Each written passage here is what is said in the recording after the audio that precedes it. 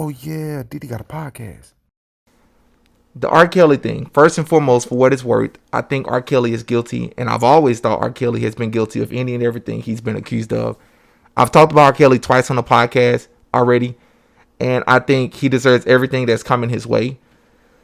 But you kind of spoke on something that first of all, just hearing that it's a status symbol. Is that what you called it? Status. It's like a status to talk to older men, and even the parents know. Now that part right there. Now I heard the rumblings and things with the R. Kelly situation, but it's just hard for me to fathom that there are parents out there who know that their daughter is talking to a man that's her age. It's like he's a predator, and I understand like there are people out there who think that what I just said is subjective. Some people don't feel like age is that big, like plays that huge of a role, but to even know that the idea of self love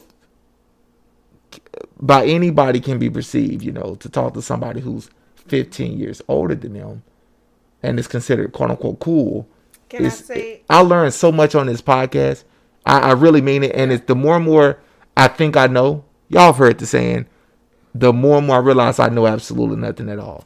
Well, if you think about your parents' generation, Yeah, that's what they just said this generation is the first generation. Well, that marries for love.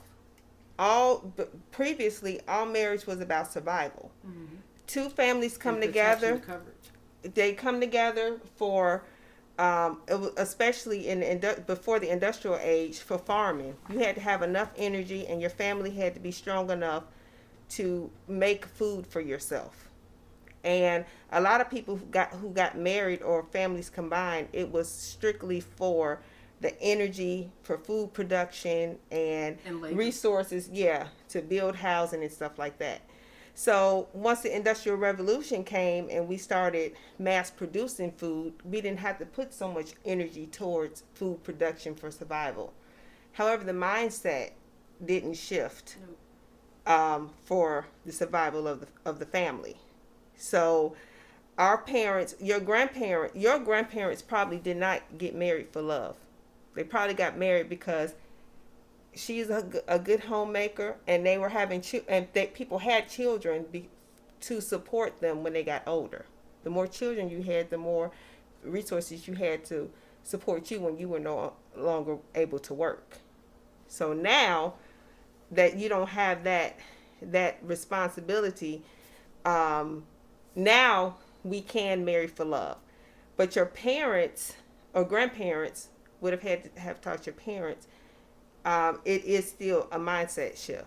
So marriage for love, and I've read at least in the last year 4 or 5 books with different studies that confirm that.